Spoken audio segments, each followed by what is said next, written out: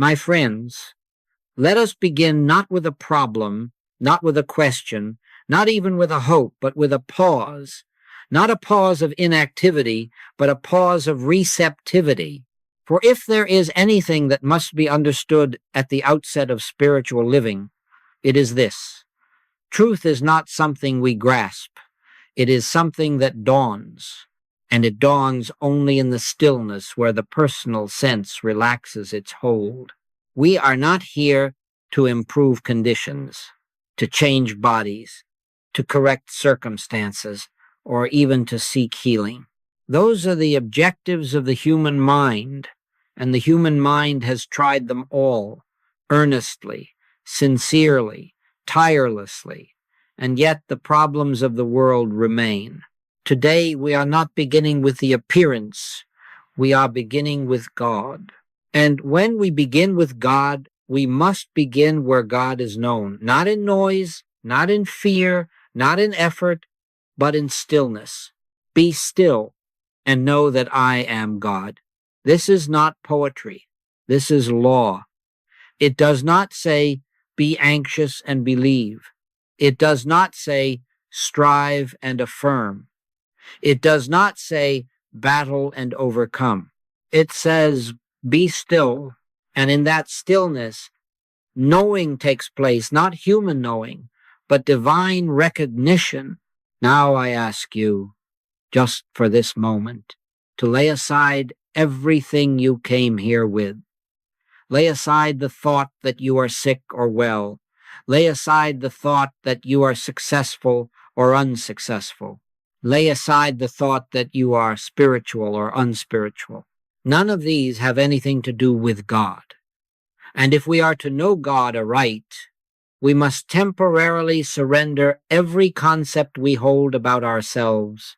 Jesus said, call no man your father upon the earth, for one is your Father which is in heaven.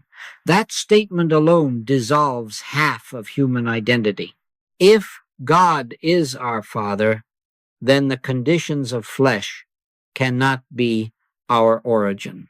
If God is our source, then material history cannot be our cause.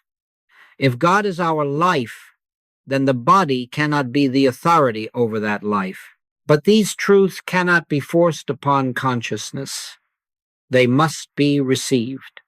And so we begin quietly, gently, without resistance. There is nothing you need to do in this moment. There is nothing you need to think. There is nothing you need to believe harder. There is nothing you need to deny.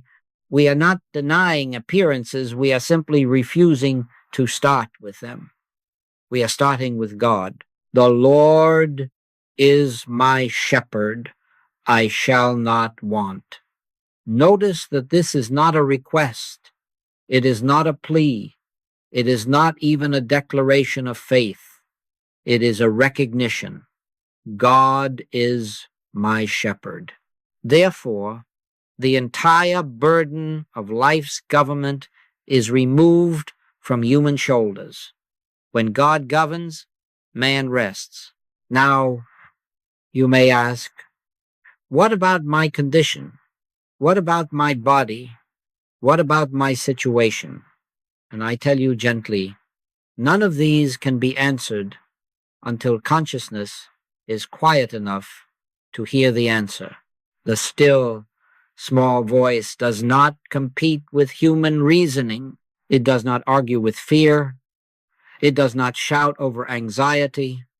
It waits. Elijah did not find God in the wind, nor in the earthquake, nor in the fire. God was not in the agitation. God was not in the disturbance. God was in the still, small voice. And that voice is not heard by those who are trying to make something happen. It is heard by those who have ceased from effort. So let us, just for a moment, stop trying to understand. Understanding will come, but not now. Let us stop trying to heal. Healing will appear, but not now. Let us stop trying to fix ourselves, justify ourselves, or improve ourselves. None of that has ever brought us closer to God.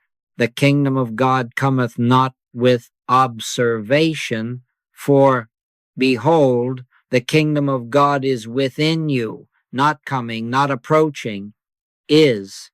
And because it is, it does not need to be invited. It needs only to be recognized.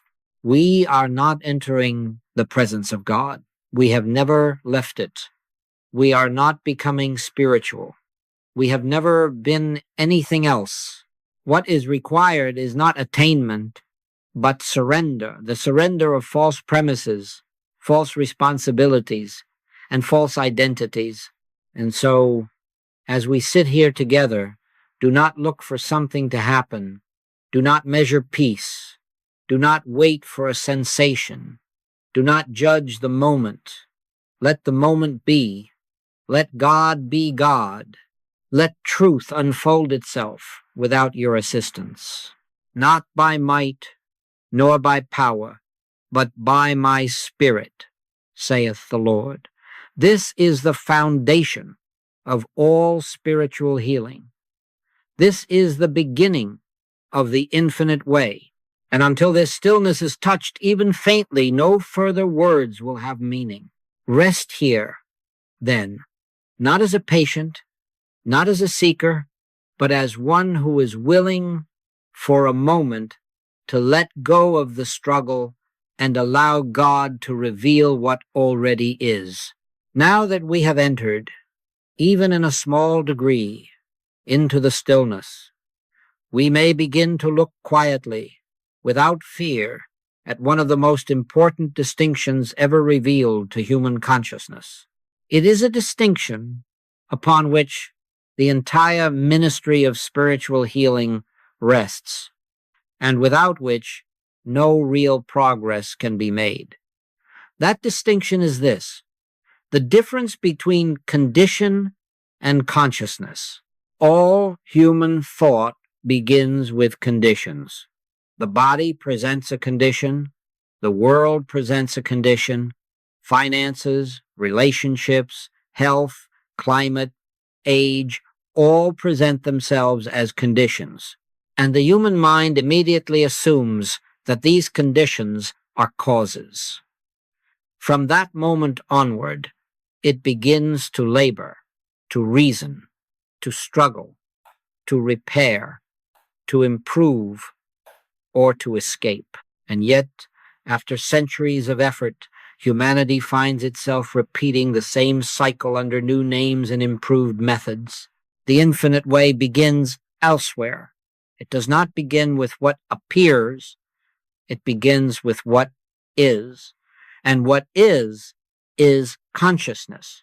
Not personal consciousness, not human thought, but that divine consciousness which the scriptures call God.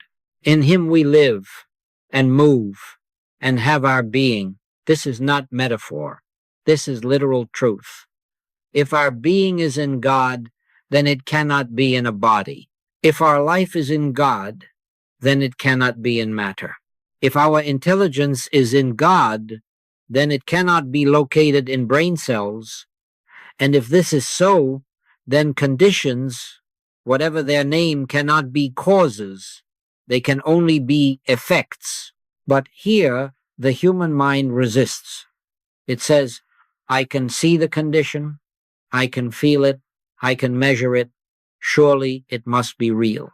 And to this resistance we bring no argument, no denial, no contradiction. We bring only light. For when light appears, darkness does not need to be fought, it disappears. Jesus never dealt with conditions as causes. He never treated blindness as an eye problem. He never treated paralysis as a nerve problem. He never treated sin as a moral defect. He always addressed consciousness. According to your faith, be it unto you, not according to your body, not according to your history, not according to your diagnosis, but according to consciousness. Now, let us be very clear. This does not mean that consciousness creates conditions. That would still place power in the human realm. Consciousness does not create, it interprets. And as long as consciousness is interpreting life through the lens of material sense, conditions will appear as real, powerful, and frightening. But when consciousness begins to awaken to spiritual reality, those same conditions lose their authority. The flesh profiteth nothing. That is a hard saying to the human mind, but it is the cornerstone of spiritual understanding. Flesh does not profit, because flesh is not cause, it is not origin, it is not law. It is appearance and effect of belief entertained universally and accepted individually. Now, I say this carefully and gently. Your body is not reporting truth to you. It is reporting belief. And belief, no matter how ancient or widespread, is not law. The laws of God are eternal, changeless, and harmonious. They do not suddenly reverse themselves and produce discord. God saw everything that he had made, and behold, it was very good. Not was good once, but is good. Creation is not in a state of decay, only human perception is. And this is why the work before us is not the correction of matter, but the awakening of perception. When you look at a condition and say, "This is my problem," you have already made two errors.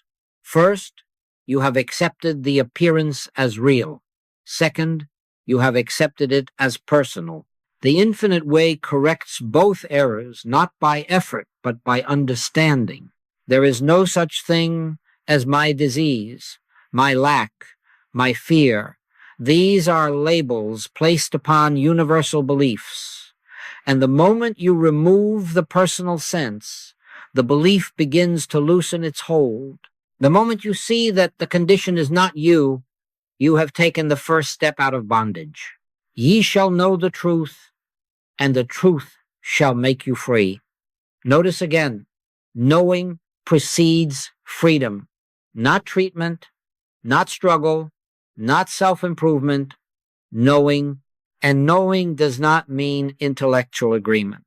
It means recognition, spiritual recognition. We are not here to become better humans. We are here to awaken as spiritual being. And spiritual being does not live under conditions. Spiritual being lives under grace. Grace is not earned. Grace is not deserved. Grace is the natural state of being when consciousness aligns with truth. So we do not ask, how do I change this condition? That question belongs to the human mind. Instead, we gently, quietly turn within and ask nothing at all. We listen. We allow consciousness to be lifted, sometimes imperceptibly, out of the realm of appearances and into the awareness of what eternally is. And as this happens, conditions adjust themselves without effort, not because they are forced to, but because they were never causes to begin with. Seek ye first the kingdom of God and his righteousness, and all these things shall be added unto you. Added, not fought for, added, not repaired, added, not manufactured. When consciousness changes, conditions follow. They have no choice, because they have no power of their own. Let this be enough for now. Do not try to apply it. Do not test it. Do not argue with it. Let it rest in you. Truth does its deepest work when it is allowed to settle quietly, like leaven in the meal. Now we come to a point that has often been misunderstood, sometimes feared, and very often resisted, but without which the entire message of spiritual healing remains incomplete. I speak now of what we call hypnotism, and I ask you, before we go further, to release every personal meaning you have ever attached to that word. We are not speaking of stage hypnotism, nor psychological manipulation, nor anything that one individual does to another. We are speaking of something far more subtle, far more universal, and far more impersonal. Hypnotism in spiritual teaching is simply this: the acceptance of appearances as power, nothing more and nothing less. From the beginning of human history, mankind has lived under a collective belief that the evidence of the senses is reality. What we can see, hear, feel, taste, and touch has been accepted as law. And because this belief has been entertained universally, it has taken on the appearance of authority. It seems to govern life. It seems to determine health, age, strength, decline, and death. But let us be very clear. This is not law, it is belief. And belief, no matter how old, is not truth. Paul tells us plainly, we wrestle not against flesh and blood, but against principalities, against powers, against spiritual wickedness in high places. He is not speaking of evil beings. He is speaking of false beliefs, beliefs so deeply ingrained, so universally accepted, that they appear as law. That is hypnotism. Hypnotism is the belief that there is a power apart from God. It is the belief that matter has intelligence. It is the belief that the body can decide its own condition. It is the belief that age governs life, that climate governs health, that heredity governs character, that germs govern vitality. And none of these beliefs originated with you. This is a point of great importance, because the moment you believe that disease or discord is the result of your thinking, your fear, your sin, or your failure, you have placed an unbearable burden upon yourself. You have turned spiritual living into self-condemnation. But spiritual truth never condemns. There is therefore now no condemnation to them which are in Christ Jesus. You are not being punished. You are not failing. You are not creating disease. You are awakening out of a belief that has governed humanity for centuries. And this belief operates impersonally, just as gravity operates impersonally. It does not single out individuals. It simply functions wherever it is accepted as law. Jesus made this very clear when he healed the man born blind. When asked, who did sin, this man or his parents? Jesus answered, in effect, neither. He refused to place blame. He refused to locate cause. He lifted consciousness entirely out of that level of thinking. He said, I must work the works of him that sent me. In other words, this has nothing to do with personal guilt or history. Hypnotism is not overcome by willpower. It is not defeated by positive thinking. It is not dissolved by affirmations. In fact, any attempt to fight hypnotism only strengthens it, because the fight itself acknowledges its power. This is why Jesus said, resist not evil. Not because evil is dangerous, but because resistance gives it reality.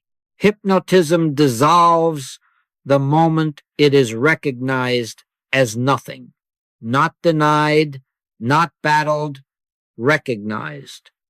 When light appears, darkness does not argue, it vanishes. Now, understand this clearly. Recognition is not a mental statement. It is not saying, this is nothing. It is the quiet, inner realization that God alone is power. And where that realization dawns, hypnotism has no place to stand. All power is given unto me in heaven and in earth. If all power belongs to God, then where is the power in disease? Where is the power in age?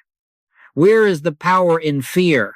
There is none except as belief assigns it. And this is why we say you are not sick, you are not diseased, you are not broken.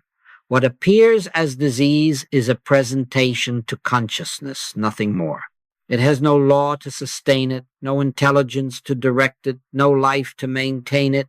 It is a shadow cast by belief, and a shadow disappears when the light is turned on. Now, do not attempt to turn on the light. That is still effort. Simply allow the truth to register. God is omnipresent. There is no place where God is not. There is no moment where God is absent. There is no condition outside of God. And because this is true, hypnotism has no reality. God is light, and in him is no darkness at all. Not less darkness, not overcoming darkness, but no darkness at all. This is the nature of spiritual realization. It does not negotiate with appearances. It does not analyze them. It simply abides in truth. So when a condition presents itself, whether in the body, the mind, or the affairs of life, you need not ask, how do I get rid of this? That question belongs to hypnotism. Instead, you quietly turn within and rest in the awareness God is. And in that awareness, without effort, without words, without direction, the false sense begins to dissolve. This is not mysticism for the few. This is the natural state of being when consciousness returns to its source. It is not dramatic. It is not sensational. It is gentle, quiet, and profoundly normal. Let us not rush beyond this. Let it settle. Hypnotism loses its power the moment it is seen not as personal failure, but as impersonal belief. And in that seeing, freedom begins. Now we come to a point where many sincere seekers unknowingly delay their freedom, not through neglect, not through indifference, but through earnest effort in the wrong direction. I speak of the habit of searching for causes, and I say at once, so that there be no misunderstanding, the desire to know why something has happened is natural to the human mind, but it is precisely this desire that must be gently laid aside if spiritual realization is to take place. The moment we ask, what caused this? We have already accepted the appearance as real. We have granted it legitimacy. We have assumed that it has a history, a law, and a continuity. And having done so, we then attempt to trace it back to some point in the past, perhaps a thought, an emotion, a diet, an accident, a heredity, or even a sin.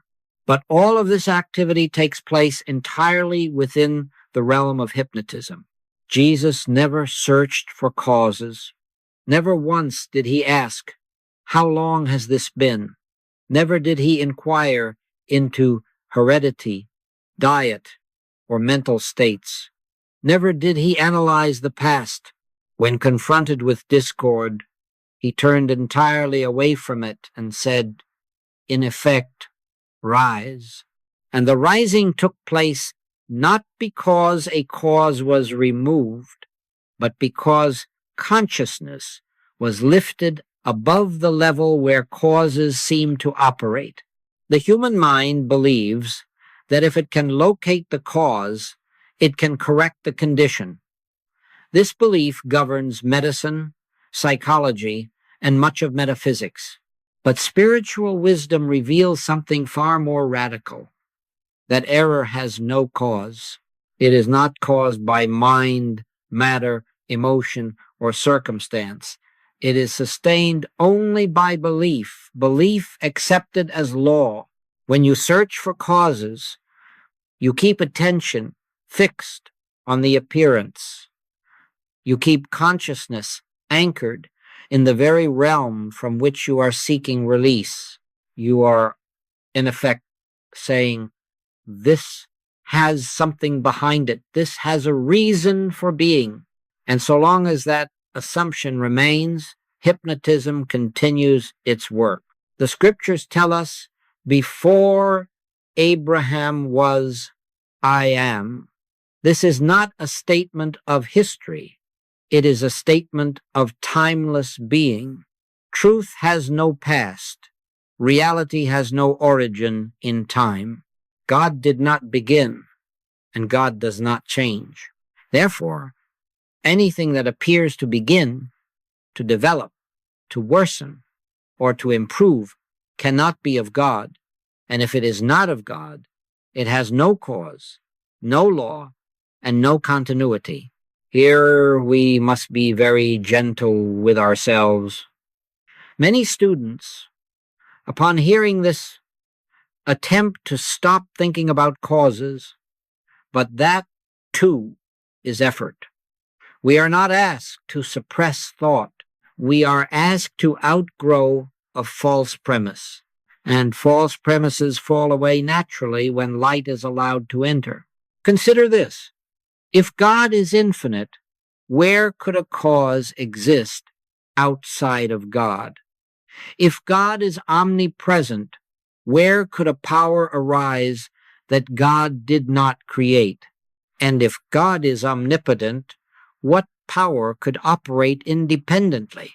These questions are not meant to be answered intellectually. They are meant to dissolve the very framework in which the problem appears. Known unto God are all his works from the beginning of the world. God does not discover conditions. God does not investigate causes. God knows only what God is. And when we align ourselves even slightly with that divine knowing, we too cease to search among appearances. There is a deep relief that comes when one finally gives up the search for causes. It is the relief of no longer needing to fix the past. It is the relief of no longer needing to correct oneself. It is the relief of no longer carrying the burden of explanation. In that relief, consciousness begins to lift, not dramatically, not suddenly, but surely. This is why the infinite way does not treat disease, sin, or lack. It treats belief by seeing through it. And belief cannot be analyzed away. It must be seen as belief. The moment you recognize that what confronts you is not a cause but an appearance, its authority begins to dissolve. The prince of this world cometh and hath nothing in me. That is the Christ consciousness speaking. It does not deny appearances, it simply finds no reality in them. And because it finds nothing to react to, nothing to oppose, nothing to fear, appearances lose their power. So when a condition presents itself, and it will, from time to time, do not ask, why did this happen? Do not ask, what did I do wrong? Do not ask, how do I correct this? Those questions belong to a world of two powers. Instead, quietly turn within and rest in the awareness of God's presence. God is not in the cause. God is not in the explanation. God is not in the condition. God is in being. And when consciousness abides in being, the search for causes ceases of its own accord. Let this be enough for now. Do not practice it. Do not apply it. Simply allow the truth to work where it alone can work in consciousness. For when consciousness changes, causes disappear because they were never there. Now we come to what may be called the great turning point in spiritual healing, the place where bondage begins to loosen and freedom quietly enters consciousness. It is the point at which we learn, often slowly, sometimes reluctantly, to release personal ownership of appearances. And here again, I ask you to listen without fear, because impersonalization is not loss. It is liberation. Human sense insists upon saying, This is my problem. This is my sickness. This is my fear. This is my life. And the moment we say my, we have accepted responsibility for something that was never ours to begin with. We have placed ourselves at the center of a universe that was never meant to revolve around personal sense. Jesus never personalized error. Never once do we find him saying, your disease, your sin, or your failure. He spoke of appearances as something to be seen through, not something to be owned. Why callest thou me good? He asked. There is none good but one, that is, God. In that single statement, he removed personality from both good and evil and placed all reality back where it belongs in God. Impersonalization does not mean that we become indifferent, cold, or detached. On the contrary, it is the highest form of compassion. For the moment we see error as personal, we bind ourselves and others to it. But when we see it as impersonal belief, no longer owned, no longer identified with, we open the door to freedom. Here is the great truth. Error does not belong to you. It does not originate in you. It is not sustained by you, and it cannot remain when you cease to claim it. The moment you say, even faintly within yourself, this is not me, you have begun to break the spell. Paul understood this when he said, it is no more I that do it, but sin that dwelleth in me. He was not excusing wrongdoing. He was removing identity from appearance. He was refusing to condemn himself. He was refusing to make error personal.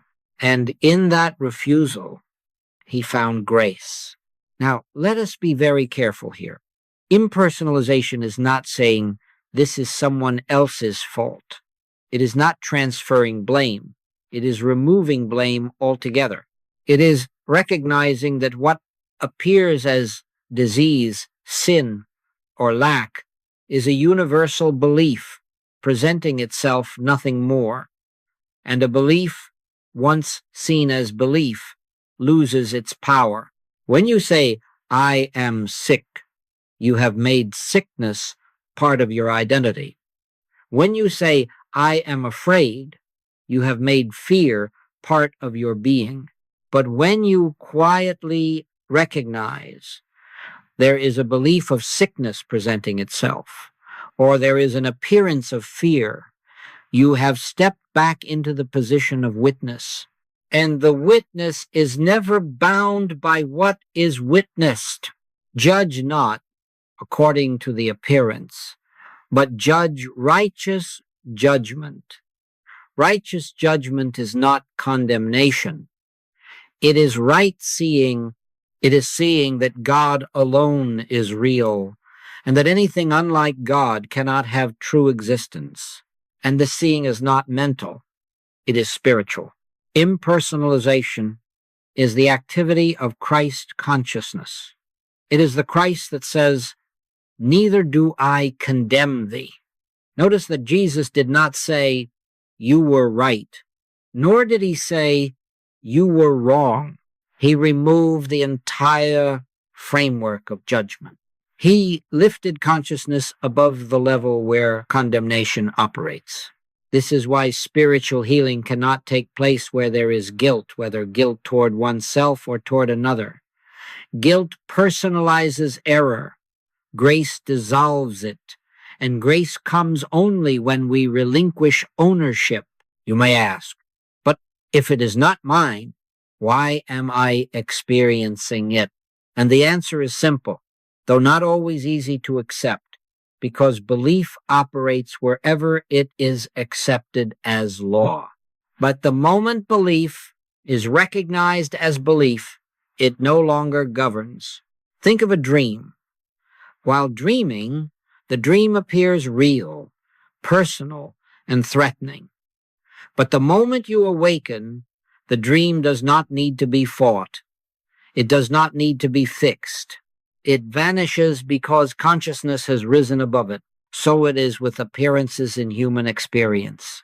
Awake, thou that sleepest, and arise from the dead, and Christ shall give thee light. Christ does not give you a new condition. Christ gives you light. And in that light, conditions change of their own accord. So we do not take responsibility for appearances. We take responsibility only for one thing, maintaining our orientation toward God. We do not watch the body. We do not monitor the mind. We do not analyze circumstances. We turn within and rest in the awareness that God is the only presence and the only power. Let this truth be received gently. Do not force impersonalization. Do not repeat words. Simply allow the recognition to dawn. I am not the source of this, and therefore I am not its victim. God is the source of being, and God knows nothing of discord. Here, in this release of ownership, the great burden begins to lift. Fear loosens its grip, struggle fades, and the peace of God, which passeth all understanding, begins to be felt not as emotion, but as assurance. Now we come to the heart of the infinite way, the place where all previous unfoldment gently resolves itself into a single, simple realization. Everything that has been said thus far, stillness, consciousness, hypnotism, impersonalization, leads inevitably to this. There is one presence and one power. And where this is realized, hypnotism does not need to be overcome because there is nothing left for it to act upon. Human experience is built upon the belief in two powers. Sometimes we call them good and evil, sometimes health and disease, sometimes God and something else. But always, in some form, there is the belief that God exists alongside an opposing force. And it is this belief, not disease, not sin, not lack, that constitutes the root of bondage. Hear this clearly. God is not a power over something. God is not a force contending with other forces. God is not greater than evil. God is all. And that which is all cannot have an opposite. I am the Lord, and there is none else. This is not theological poetry. It is spiritual fact. If there is none else, then what we have feared, resisted, treated, and struggled against has never possessed power. It has possessed belief, and belief dissolves when truth is realized. The human mind asks, but what about the evidence? And again we answer gently, evidence is not power. Evidence is testimony of belief. If evidence were law, no miracle could ever have taken place. Yet throughout Scripture, the evidence of the senses repeatedly yielded not to force, not to denial, but to realization. When Jesus stood before Lazarus' tomb, he did not battle death, he did not argue with decay, he did not deny what the senses reported. He simply said, Father, I thank thee that thou hast heard me.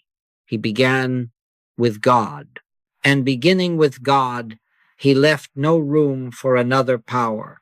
This is the place where hypnotism dissolves, not because it is attacked, but because it is starved of recognition. Hypnotism lives only where there is belief in something other than God. The moment consciousness rests in the awareness of one presence, hypnotism has nothing to attach itself to. You see now why effort fails. Effort implies resistance. Resistance implies opposition. Opposition implies two powers.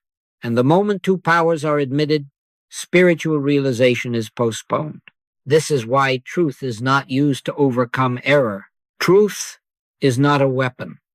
Truth is light. And light does not fight darkness.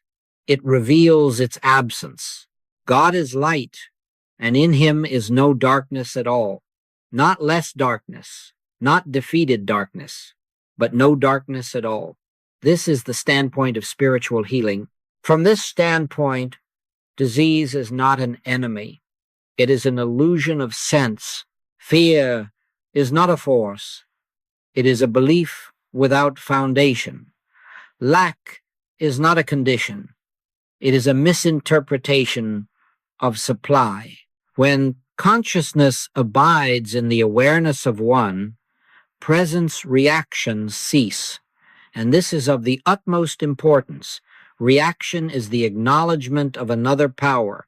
Reaction gives energy to appearances. Reaction sustains the hypnotic spell. But when reaction stops not by discipline, but by realization, appearances lose their vitality. The Lord shall fight for you, and ye shall hold your peace. Notice, hold your peace, not your argument, not your affirmation, not your resistance. Peace is the natural state of consciousness that knows one power. Now let us be very practical. When a claim presents itself, whether as pain, fear, news, or circumstance, do not rush to do something about it. That rush itself is the confession of two powers. Instead, pause, not to think, not to pray for change, but to acknowledge quietly, God is. And if God is, nothing else can be power. This is not something you repeat. It is something you rest in. And resting is not inactivity, it is trust. It is yielding the false responsibility of governing life back to its rightful source. The government shall be upon his shoulder. Not yours, not mine. God governs God's universe. And that universe includes you, not as a vulnerable body, but as spiritual being. As this realization deepens, you will notice something subtle but profound. Fear no longer has urgency. Symptoms no longer demand attention. Problems no longer define the day. Not because they have vanished immediately, but because they have lost authority. They are no longer treated as power. And here is the great secret. The moment appearances lose authority, they begin to fade. Not always instantly, not always dramatically, but surely. For there is no law to sustain them. Once belief withdraws. Remain here. Do not go forward too quickly. This realization cannot be rushed. It must be lived with, rested in, returned to again and again until it becomes natural. One presence, one power, one life, one being. And in that oneness, the spell is broken. Now we arrive at a point where many students, having followed thus far with sincerity and understanding, unconsciously reach for something to do. The human mind is accustomed to practice, to discipline, to methods and formulas. And yet, here we must pause again, because what now unfolds cannot be approached through technique. It is not something you practice. It is something you allow. Turning within is not meditation as the world understands it. It is not concentration. It is not visualization. It is not repeating sacred words. It is not directing thought. All of these still belong to the realm of mind, and mind is not the instrument through which God is known. Be still and know.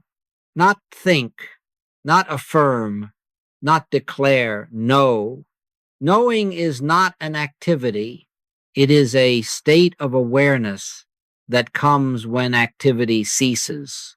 To turn within, then, is simply to stop turning without. Most of life is lived outwardly. We look to the body for information. We look to the world for confirmation. We look to others for reassurance. And every time we do this, we reinforce the belief that power, life, and intelligence exist outside of God. Turning within is the quiet withdrawal from this habit. Jesus called it praying in secret. Enter into thy closet, and when thou hast shut thy door, pray to thy Father which is in secret. This closet is not a room, it is consciousness. And shutting the door does not mean excluding the world. It means excluding the belief that the world governs life. Now listen carefully. When you turn within, do not go looking for God. God is not lost. God is not absent. God is not hiding behind thoughts. God is already present.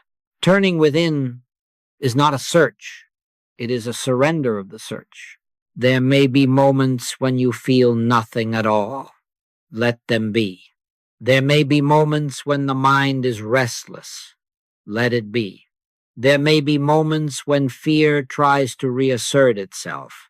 Let it be. None of these have power. They are movements of the surface. You are not required to still them. They still themselves when you stop engaging with them. Stand still and see the salvation of the Lord. Standing still is not physical immobility. It is the cessation of mental interference. Salvation is not achieved. It is revealed. In this inward turning, you are not asking God to do something that would imply that God has not already done it. You are not asking to be healed, guided, or supplied. You are acknowledging quietly that God is, and in that acknowledgement, communion takes place. Communion is not conversation. It is not words exchanged. It is awareness shared. It is the recognition of presence. It is the deep inner assurance that says, without sound or language, all is well. Elijah heard a still, small voice, and that voice was not instruction. It was not explanation. It was presence, and presence needs no explanation. As you rest in this inward turning, whether for a few moments or longer, do not evaluate the experience. Do not say, this is working or this is not working. Evaluation belongs to the mind. Awareness belongs to the soul. Let the experience be what it is. Over time, you may notice that this inward resting begins to carry over into daily life.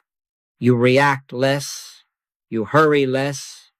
You fear less.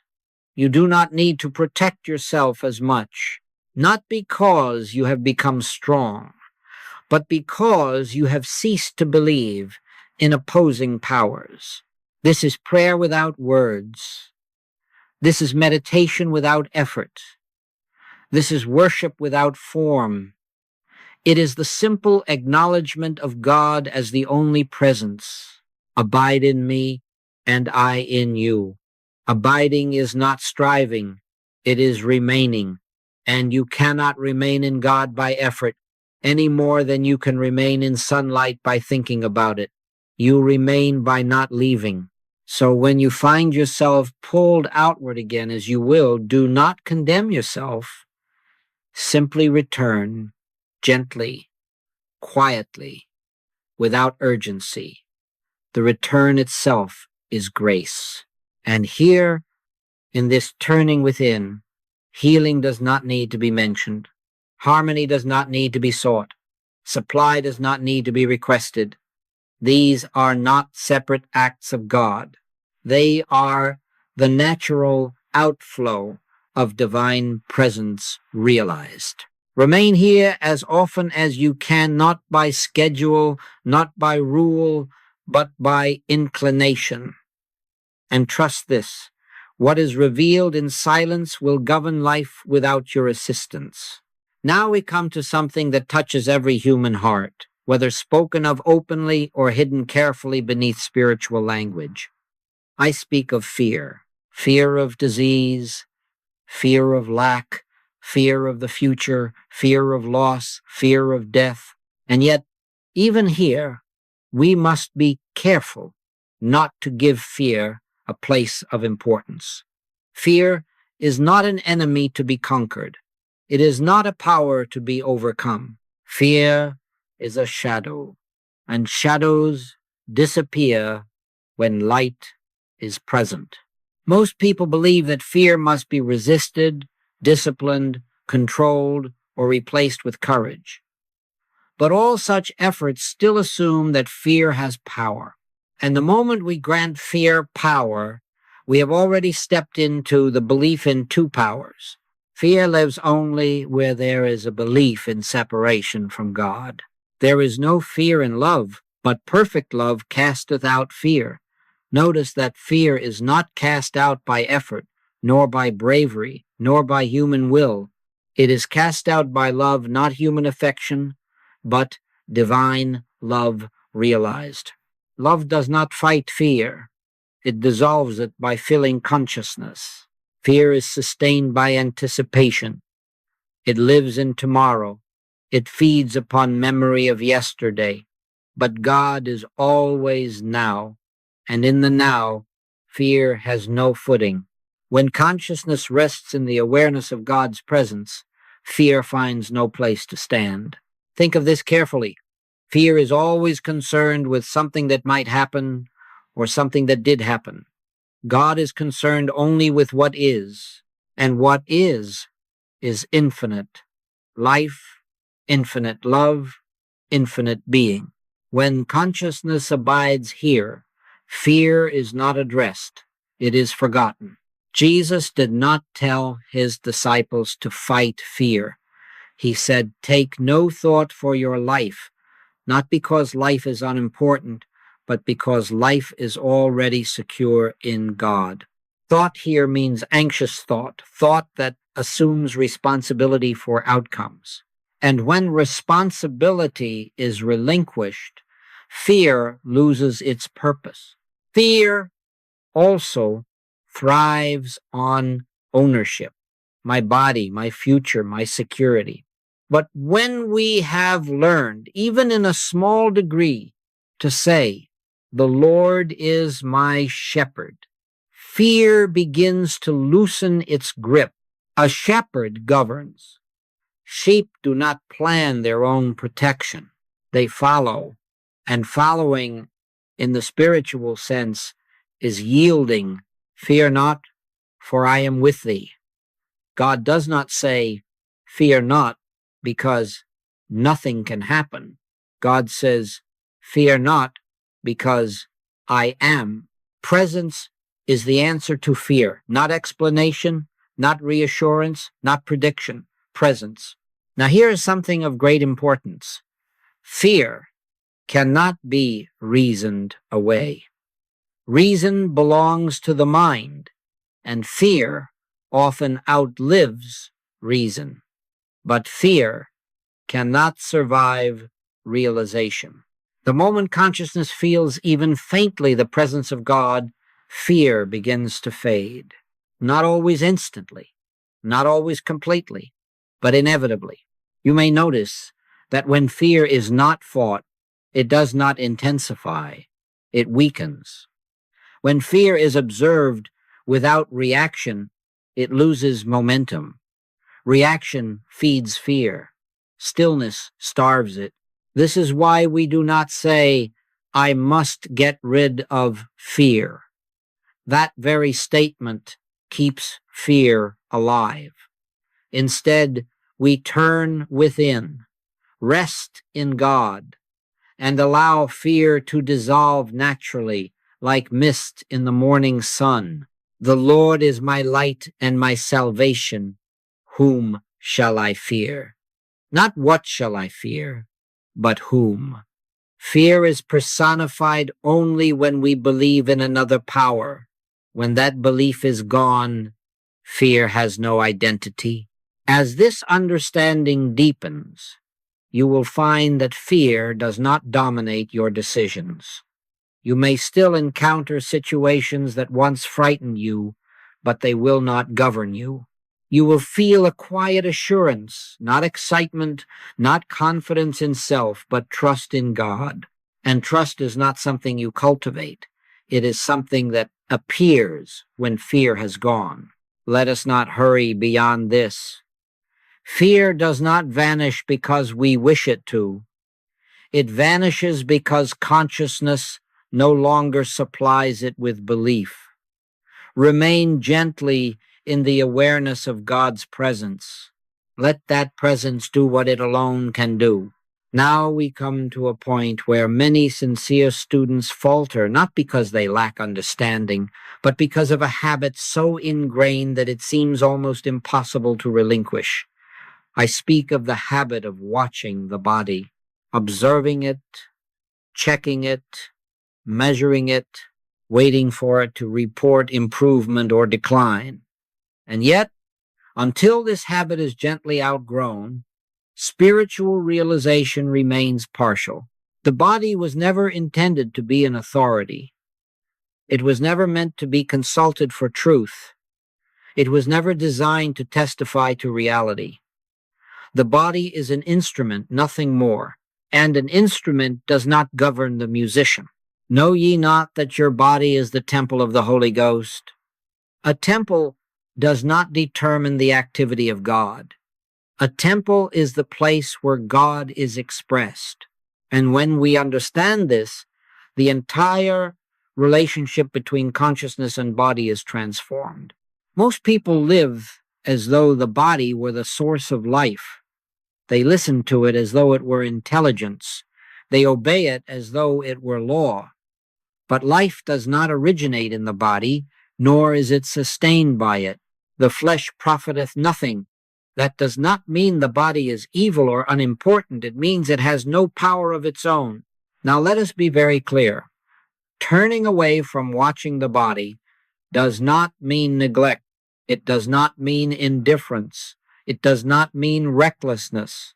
It means refusing to grant the body authority over consciousness. It means no longer asking the body for permission to live in peace. When you continually check the body, is it better? Is it worse? Is it the same? You are still confessing that the body knows something. And the body knows nothing. It reports only what belief has impressed upon it. Jesus never consulted the body. He never waited to see if improvement had taken place. He never returned to check symptoms. He spoke from realization, and then he walked on.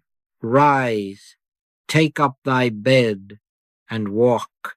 And having said this, he did not linger to observe the process. This is difficult for the human mind to accept, because the human mind believes safety lies in vigilance, but spiritual safety lies in trust. Watching the body is not protection, it is surveillance. And surveillance is fear in subtle form. Take no thought for your life, what ye shall eat, or what ye shall drink, nor yet for your body. This does not mean life and body are unimportant. It means they are already under divine government, and what God governs does not require human supervision. Now hear this gently. The more attention you give to the body, the more it demands attention. The less attention you give to it, the more it settles into harmony. This is not because neglect heals, but because belief withdraws its pressure. The body reflects consciousness. When consciousness is at rest, the body follows. You may ask, but how do I stop watching the body? And the answer is, you do not try. Trying only shifts attention back to the body again. You simply begin to live. You go about your day as normally as possible. You engage with life. You turn your interest outward, not in distraction, but in participation. The life which I now live in the flesh, I live by the faith of the Son of God. Faith here is not belief in healing. It is trust in God's government. You live by trusting that God is maintaining what God has created. If discomfort presents itself, you do not analyze it. You do not dramatize it. You do not label it. You quietly acknowledge this is not authority. And then you return to whatever is before you, not with indifference, but with assurance. As this becomes natural, you will find that the body occupies less and less of your awareness. It does not dominate thought. It does not define the day. It becomes once again what it was always meant to be, an instrument through which life expresses itself. And here is the great freedom. When the body is no longer watched, it is no longer feared. And when it is no longer feared, it no longer governs. Let us not rush this. Habits dissolve gently. Do not judge yourself if attention returns to the body from time to time. Simply return again to trust. Return again to God. Return again to the awareness that life is not in matter, but in spirit. At this point, it is necessary to correct one of the most subtle misunderstandings that has followed spiritual teaching through the centuries. It is the belief that healing is the purpose of prayer, the objective of meditation, or the goal of spiritual living. And while healing does occur and does so naturally and beautifully, it is never the aim. Healing is the effect of something far greater. God is not a healer in the human sense. God is life, and life, when unobstructed by belief, expresses itself as harmony. Healing is simply harmony becoming visible where discord seemed to be. When we set out to be healed, we are still starting from the problem. We are still granting reality to the appearance. We are still measuring spiritual success by physical change. And this keeps consciousness tied to effect rather than cause. Jesus never sought healing. He sought the Father. I seek not mine own will, but the will of the Father which hath sent me. The will of the Father is not that disease be removed. It is that divine life be known. When life is known, disease is irrelevant. There is a vast difference between turning to God for healing and turning to God alone. When you turn to God for healing, your attention remains divided. One eye is on God, the other on the condition. But when you turn to God alone, healing has no audience. It occurs without notice. He that seeketh his life shall lose it, and he that loseth his life for my sake shall find it. This is not about physical death. It is about surrendering the personal sense of life, the sense that life must be managed, protected, repaired.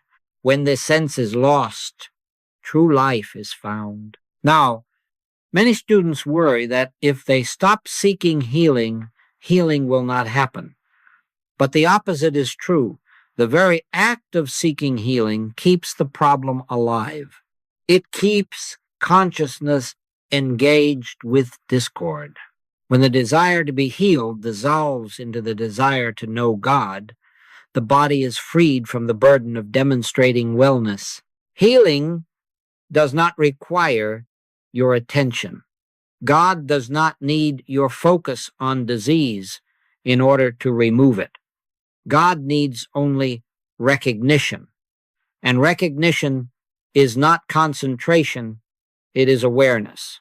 In the early stages of spiritual study, healing may seem dramatic, even miraculous. But as understanding deepens, healing becomes quieter, more incidental. It is no longer an event, it is a state of being. Harmony becomes normal. Discord becomes foreign. This is why advanced students often experience fewer dramatic healings, not because less is happening, but because less is noticed. Life flows more smoothly. Problems dissolve before they are named. Needs are met before they are felt.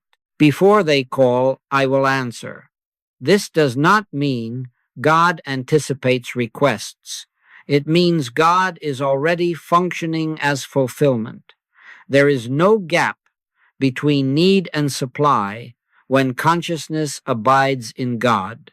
If you find yourself tempted to measure your progress by physical improvement, gently release that habit.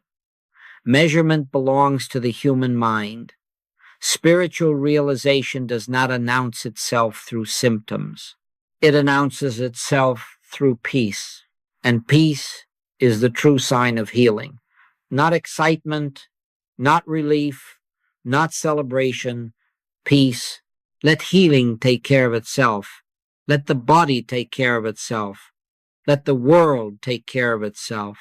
Your work is singular, to abide in God. Seek ye first the kingdom of God and his righteousness, and all these things shall be added unto you. Added, not achieved, not earned, not forced. Added naturally, quietly, effortlessly. When healing is no longer your goal, you will discover that you are whole. Now we come to the most delicate point of all, and perhaps the one where even seasoned students may unknowingly slip.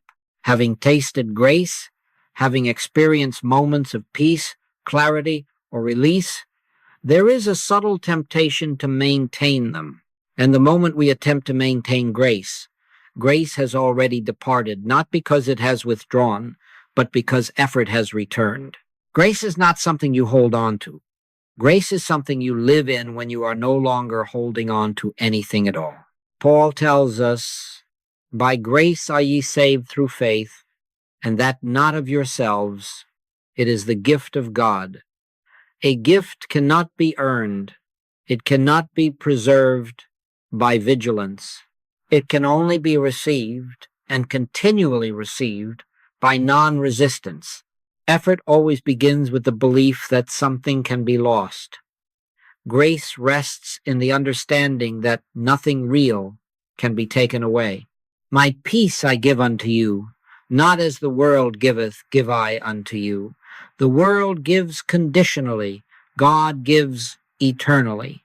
You may notice, as time goes on, that moments arise when peace seems distant again, when effort sneaks back in under the guise of responsibility or discipline. Do not be disturbed by this. Awareness is not linear. Growth is not measured by constancy of experience, but by depth of understanding. When effort returns, do not fight it. Fighting effort is effort. Simply notice it and gently let it go. Say within yourself, not as an affirmation, but as a yielding Father, thy grace is sufficient. And then rest. Grace does not require guarding. Grace governs itself. The spiritual life is not a tightrope walk where one misstep sends us falling. It is a river. Sometimes the current is felt strongly. Sometimes it seems still. But the river does not stop flowing because it is unseen. The steps of a good man are ordered by the Lord. Ordered, not planned, not controlled. When grace governs, life unfolds naturally. Decisions are made without strain. Guidance appears without seeking. Right action happens without anxiety. If you attempt to live spiritually by constant awareness of spirituality, you will tire. But if you allow spirituality to live, your effort ceases. You are not required to remember God every moment. God remembers you, casting all your care upon him, for he careth for you. This is not poetry. It is a literal instruction. Care is weight. Cast it off. Grace bears what you were never meant to carry. Remain simple. Complexity belongs to the mind. Grace is uncomplicated. It does not demand progress reports or self-evaluation. It simply is. When life is lived from grace, something very quiet yet very profound takes place. The sense of personal authorship fades. You no longer feel that you are making life happen. Life happens through you. I live, yet not I, but Christ liveth in me. This is not metaphor. It is an actual state of consciousness. Life ceases to feel burdensome because it is no longer personal. You may still work, you may still plan, you may still act, but action is no longer driven by fear or ambition. It flows from inner assurance, and this assurance does not shout, it whispers. In such a life, problems are not dramatized. They are addressed quietly, or they dissolve without ever becoming problems at all. Relationships soften. Circumstances rearrange themselves. Supply appears in forms you could not have imagined. This does not happen because you have mastered spiritual laws. It happens because you have stopped interfering with divine law. The Lord shall fight for you, and ye shall hold your peace. Holding your peace does not mean passivity. It means refraining from mental warfare. God does not require your strategies. As this way of living becomes natural, you will find that gratitude replaces striving. Not gratitude for outcomes, but gratitude for being. Gratitude becomes a state, not a response. You will also find compassion deepening, not pity, not concern, but recognition. You no longer see others as broken or lacking. You see them as God sees them, even when appearances suggest otherwise. This is not naivete. It is spiritual seeing, and from this seeing, blessing flows often without words, often without intent. Your very presence becomes healing, not because you try to heal, but because you are no longer obstructing the presence that heals. We come now to the place where words themselves grow thin. There is nothing new to be learned here, only something to be surrendered. Jesus' final words from the cross were not a cry of defeat. They were a statement of completion. It is finished. Not I am finished, but it is. The struggle, the effort, the belief in separation. Every spiritual journey leads here not to achievement, but to release. You are not required to perfect yourself. You are not required to overcome your past. You are not required to fix your future. You are required only to yield the belief that you were ever separate from God. The kingdom of God is at hand, not approaching, not developing, at hand. In this yielding, prayer ceases to be something you do and becomes something you are. Life ceases to be something you manage and becomes something you witness. Healing ceases to be something you seek and becomes something you allow. Rest here, not as an ending, but as a dwelling place. The Lord is my shepherd. I shall not want. Let that be enough.